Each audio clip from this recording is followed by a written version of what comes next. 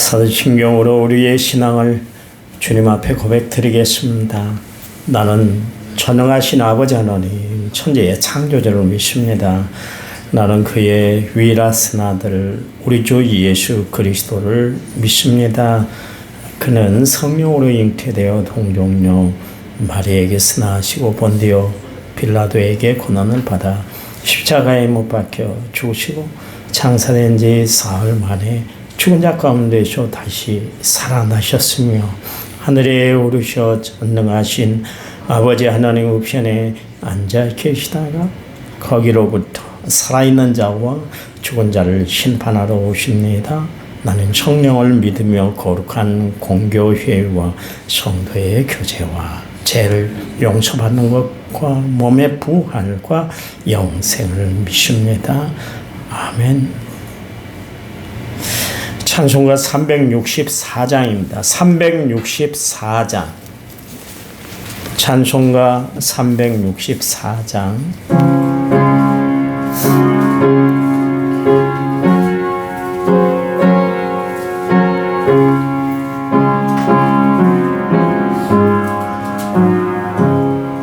내 기도하는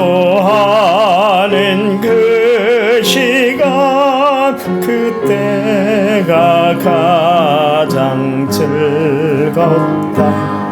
이 세상 근심 걱정에 얽매인 나를 부르사 내 진정 소원 주 앞에 난 낯이 바로 아래요. 큰 불행 당해 슬플 때 나 위로받게 하시네. 내 기도하는 그 시간 내게는 가장 귀하다. 저 광야 같은 세상을 끝없이 방황하면서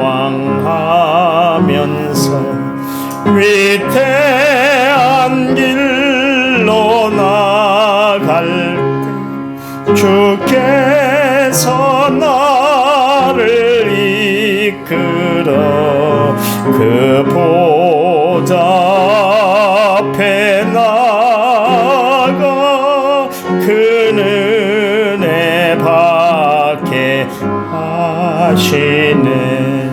내 기도하는 그 시간 그때가 가장 즐겁다.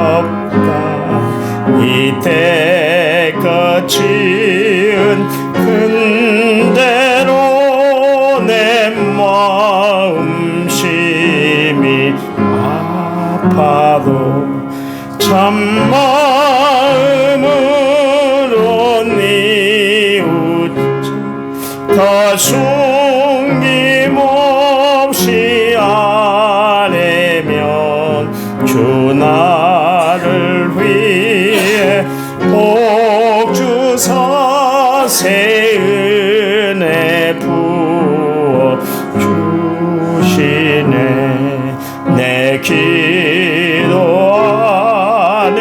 그 시간 그때가 가장 즐겁다. 주 세상에서 일찍이 조용한 곳 피하여 빈들에서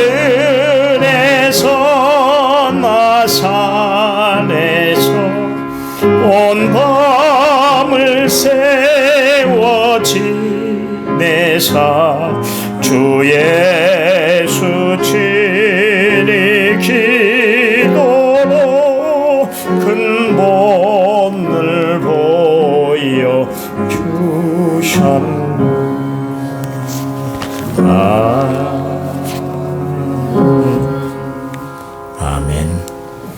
성경 말씀 보겠습니다. 잠언 1장 8절과 9절이에요. 8절 9절. 내 아들들아 내 아비의 훈기를 들으며 내 어미의 법을 떠나지 말라. 이는 내 머리에 아름다운 관이요 내 목에 금사슬이니라. 아멘. 1천만여 6,913번째 예물을 제가 하나님 앞에 드렸습니다. 찬양집 은혜 39번입니다. 찬양집 39번.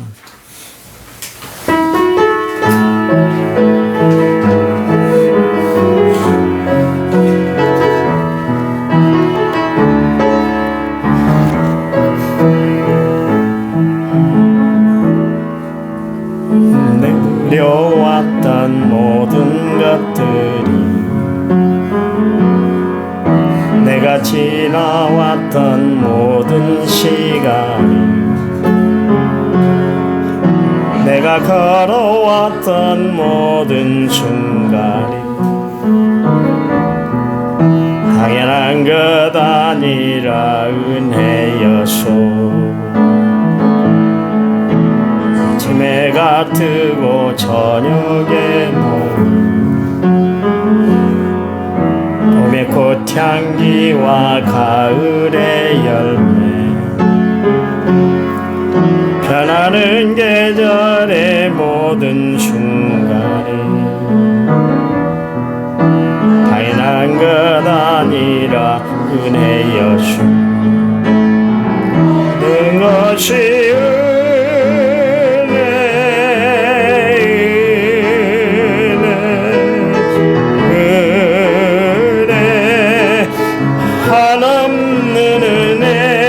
내 삶에 당연한 것 하나도 없었던 것을 모든 것이 은혜였소. 내가 이 땅에 태어나서는 어린아이 시절과 지금까지 숨을 쉬며 살며 꿈을 꾸는 삶 당연한 것 아니라 은혜였소. 내가 하나님의 자녀로 살며 오늘 찬양하고 예배하는 삶 복음을 전할 수 있는 축복이 당연한 것 아니라 은혜였소. 모든 것이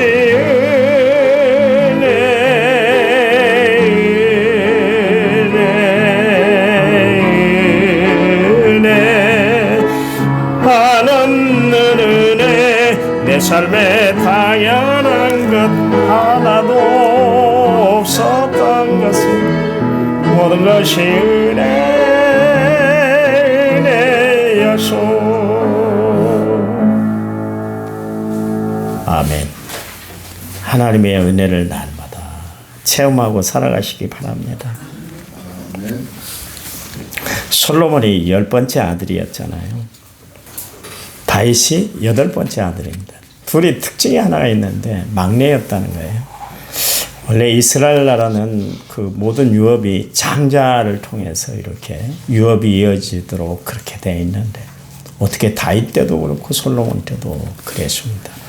하나님의 은혜인 것이죠. 하나님의 역사인 것이죠. 우리가 삶을 살아가는 모든 것이 다 하나님의 은혜예요. 한번 잘 뒤돌아봐 보세요. 그 영겁의 세월을 우리가 딱 지나왔는데 그 굴곡이 많은 그 인생사에 내가 살아서 살아온 거 아니잖아요. 하나님이 그때마다 위기를 극복할 수 있는 힘과 지혜, 능력을 주셔서 잘 감당해온 세월 아닙니까? 그렇잖아요. 그때는 정말 살 수 없었을 것 같았는데 어떻게 살아갈 방법이 없을 것 같았는데 그래도 견디니까 버티니까 지금의 세월을 살아왔잖아요. 신앙생활도 마찬가지입니다. 끝까지 견디는 자가 복이 있다. 성경의 이야기를 하고 있잖아요. 끝까지 하나님 바라보고 의지하고 버텨내면 하나님이 또한 이것 또한 이겨내게 하실 줄 믿으시기 바랍니다. 하나님은 감당케 하시는 하나님, 이겨내게 하시는 하나님, 승리하도록 역사하시는 하나님이시기 때문에 그렇습니다. 솔로몬이 많은 것을 물려받았잖아요. 왜냐하면 다윗이 하나님의 성전을 짓는 것이 꿈이었잖아요. 그래서 모든 물자들을 다 모아놨어요. 하나도 허투루 쓰지 아니하고. 그래서 내 때에 하나님의 성전을 좀 지어야 되겠다. 그 결심을 두고. 참 다윗은 대단한 사람이요. 어느 누구도 하나님의 법궤에 대해서 하나도 생각을 못했는데 하나님의 법궤를 가장 먼저 생각한 사람이 다윗이었어요. 누가? 다윗 왕이요. 당신은 이렇게 편하게 있으니까 하나님의 법궤는 한 대 있으니까 법궤를 좀 가져옵시다. 이런 이야기 한 사람도 누구도 없는데 다윗이 자원해서 그 일들을 했어요. 그리고 났더니 자기는 편안한 왕궁에서 거하고 있는데 하나님의 법궤는 여전히 그대로 있어요. 그래서 마음이 늘 쓰여서 하나님 앞에 기도했잖아요. 그리고 성전을 짓겠다. 물자를 다 모아놨잖아요. 그런데 하나님이 거부를 하셨어요. 하나님이 지금껏 다윗에게 모든 것을 다 허락해 주셨는데 성전 짓는 것만큼은 거부를 하셨어요. 그랬더니 너는 피를 많이 흘린 군사이기 때문에 너희 아들 때에 하나님의 성전을 짓도록 하겠다. 그랬습니다. 그랬더니 뭐 별것을 다 모아놨잖아요. 제가 이야기했잖아요. 컴퓨터에 들어가서 세계 부자가 누군가 그러면 빌 게이츠가 나오는데 역대 그러니까 성경에서 기록된 인물들까지 다 포함해서 가장 부자가 누군가 그러면은 다윗이라고 그래요. 다윗. 일설에 의하면 그 성전 바닥 전체를 금으로 깔았다고 그런 이야기가 있습니다. 그게 사실인지 진짜인지 모르겠습니다만 왜 금을 깔았을까? 지진은 나도 건물이 갈라지질 않는데요. 금으로 쫙 깔아놓으면. 그 정도로 금이 흔했다. 그런 이야기. 세상에 바닥 기초를 콘크리트나 아니면 큰 돌로 그렇게 움직이지 않는 돌로 그렇게 기초를 삼는데 다윗은 엄청난 부자였다. 그런 이야기입니다. 그래서 세계에서 가장 부자는 다윗이다. 그렇게 이야기할 정도로 그렇습니다. 그러니까 솔로몬이 그 아버지의 그 햇볕 아래서 그늘 아래서 이제 왕위를 물려받았잖아요. 그러니까 모든 것을 다 물려받았단 말이에요. 그냥 자기는 성전만 지으면 될 정도로 그렇게 됐습니다. 부모 잘 만난 덕분에 그런 편하게 모든 사역을 감당할 수가 있었습니다. 그런데요, 그가 처음에 나라를 다스릴 때 나는 아이라 그래서 지혜가 부족해요. 하나님 나에게 지혜를 주세요. 그래서 지혜를 줬더니 그것을 잘 활용하고 또 하나님 영광 위해서 계속 사용했으면 좋을 텐데 결국 말년에는 인생의 허물을 느끼고 말았잖아요. 그것은 무슨 이야기였어요? 한편으로는 하나님의 성전을 짓고 솔로몬 왕궁을 짓고 그러면서 뭐 여러 가지 업적을 남기긴 했지만 가장 중요한 것 신앙을 계속 이어받질 못했다. 그런 이야기입니다. 변질된 신앙이 되고 말았다. 그런 이야기입니다. 여러분 늘 이야기합니다. 다른 차면 기울게 되어 있는 거예요. 그래서 성경의 말씀이 얼마나 진리예요. 그런즉 선줄로 생각하는 자는 넘어질까 조심하라. 그랬습니다.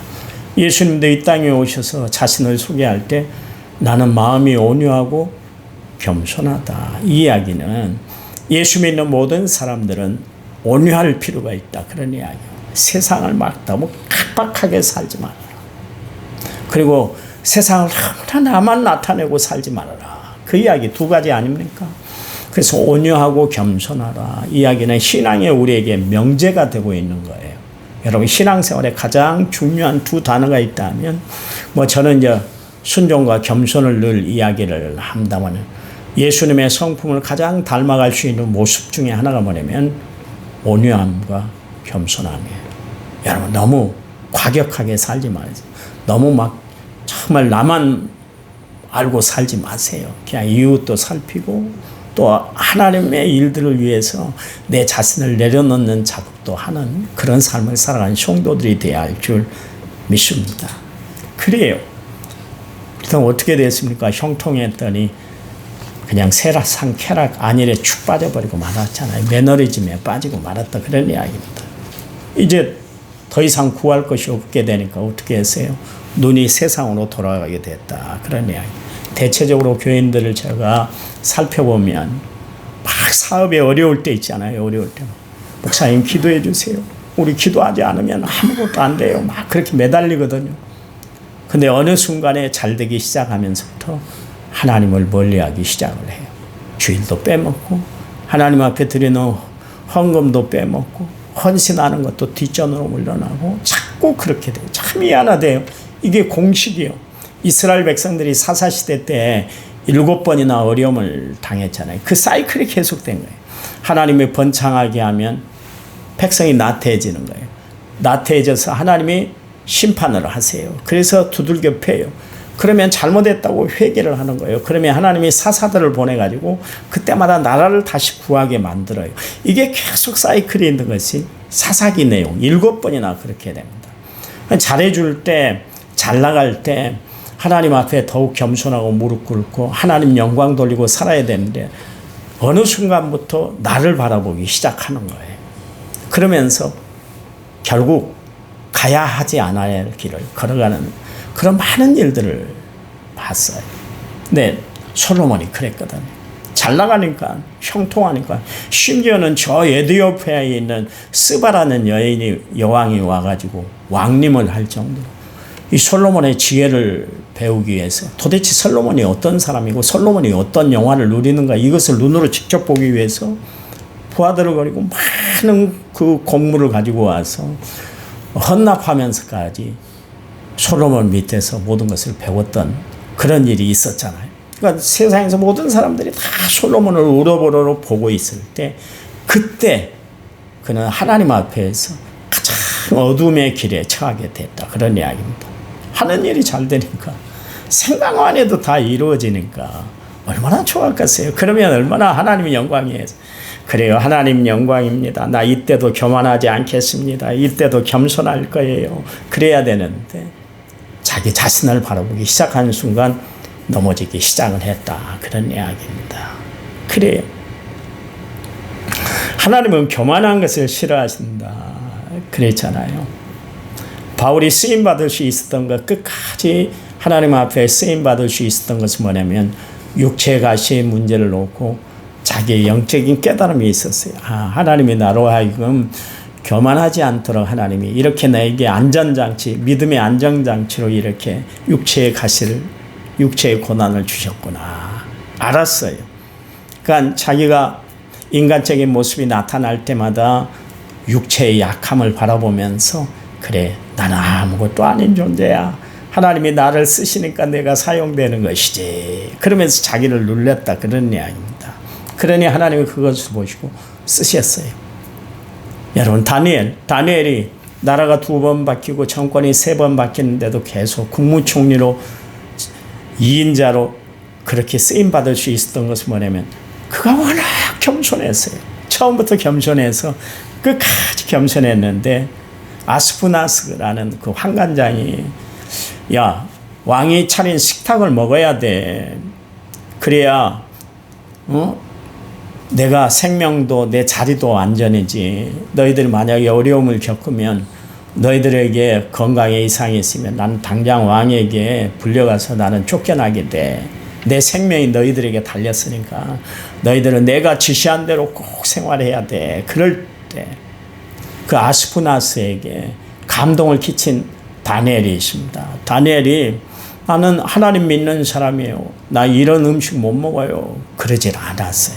참 지혜로운 사람은 무슨 이야기를 해도 정말 남의 마음에 상처를 주질 않고 정말 하나님의 은혜로 이야기를 하는 사람들이에요. 소금으로 고르게 한 같이 말도 고르게 하라 그랬잖아요.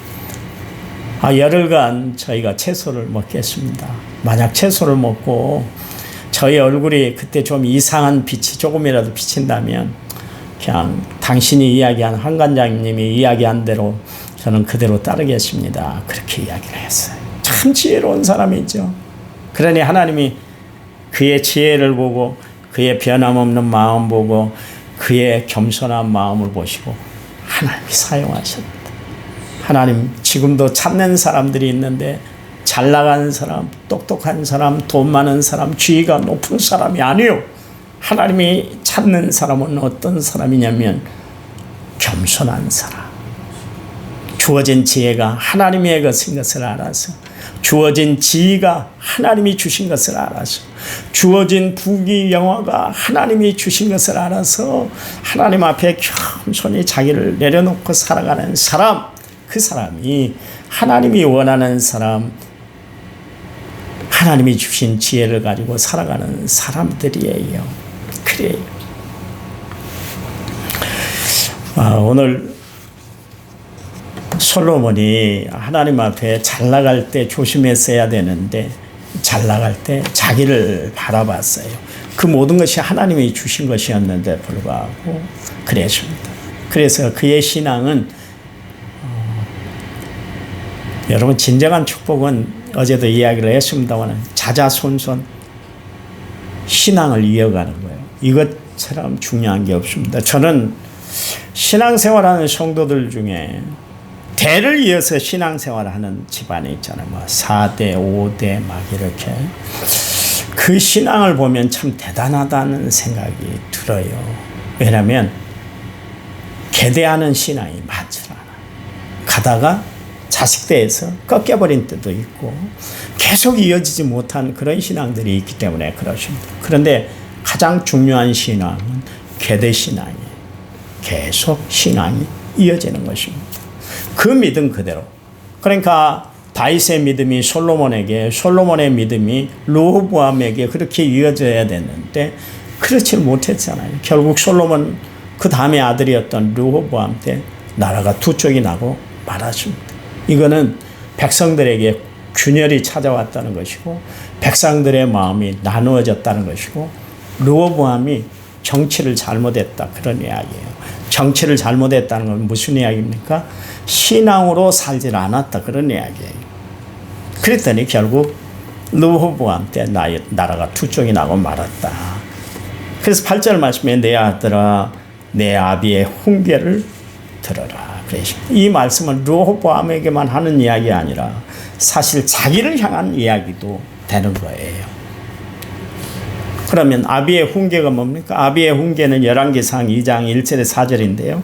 다윗이 죽는 날이 임박함에 그의 아들 솔로몬에게 명령하여 이르되 내가 이제 세상 모든 사람이 가는 길로 가게 되었노니 너는 힘써 대장부가 되고 내 하나님 여호와의 명령을 지켜 그 길로 행하여 그 율법과 계명과 율례와 증거를 모세의 율법에 기록된 대로 지키라. 그리하면 내가 무엇을 하든지 어디로 가든지 형통할지니라. 여호와께서 내 일에 대하여 말씀하시기를 만일 내 자손들이 그들의 길을 삼가 마음을 다하고 성품을 다하여 진실이 내 앞에 행하면 이스라엘 왕위에 오를 사람이 내게서 끊어지지 아니하리라 하신 말씀을 확실히 이루게 하실 것이다. 이 이야기는 무슨 이야기냐면 다윗이 그의 솔로몬 아들을 불러놓고 유언으로 한 이야기예요. 근데 보세요 여러분. 다윗은 분명히 아들 솔로몬에게 신앙을 유언으로 그렇게 줬잖아요. 근데 솔로몬은 르호보암을 불러놓고 이런 신앙적 유언을 한 적이 없어요. 성경에 기록되어 있지 않습니다. 이게 참 중요한 내용이에요. 여러분 신앙 잘 간직하시기 바랍니다. 신앙 잘 간수하시기 바랍니다. 이 간수한 신앙, 이 소중한 신앙을 후대에 물려주는 성도들이 되시기 바랍니다. 저는 저희 어머니의 유언을 잊지를 못해요. 저를 보고 하신 말씀이 이제 살아생전에 하신 말씀이지만 두 가지예요. 제가 말씀드렸잖아요. 하나는 목사님 좀 정결하게 살아. 양복도 그냥 한 2주 입으면 세탁해. 세탁비 아까워라 하지 마. 교인들 앞에서 냄새 풍기지 마. 그 이야기고 하나는 성도들에게 존경받는 목사님이 돼. 절대로 너는 존경받아야 돼. 그래야 하나님의 영광이 나타날 거예요. 이 두 마디를 저에게 주셨어요. 여러분, 이런 유언을 할 수 있는 부모가 되시기 바랍니다. 자식들에게 야, 잘 살아, 돈 많이 벌어, 건강해 이야기도 중요하죠. 그렇지만 더 중요한 것은 신앙의 유언인 줄 아시기 바랍니다. 하나님, 감사히 세상을 살아갈 때 내 힘대로 안 되는 것이 세상인 줄 압니다. 어렵고 복잡한 일상을 살아갈 때도 하나님이 주신 능력, 하나님이 주신 은혜, 하나님이 주신 축복을 늘 기억하고 살아가는 저희들 되도록 도와주시옵소서. 신앙이 우리 대에만 그치는 것이 아니라 자자 후손들에게도 신앙을 유업으로 물려주시는 저희들의 사정, 가정이 될 수 있도록 축복해 주시옵소서. 오늘 하루 살아갈 텐데요. 날씨가 많이 춥습니다. 하나님, 저희들의 건강 붙잡아 주시옵소서. 이제는 길이요 진리요 생명 되신 우리 주 예수 그리스도의 은혜와 하나님 아버지의 지극하신 사랑과 성령님 위로교통은혜 충만한 역사가 오늘 말씀을 받아 그 말씀대로 살기를 원하는 모든 성도들을 위해 이제부터 영원토록 함께 하시기를 간절히 축원하옵나이다. 아멘. 아멘. 합심해서 기도합니다.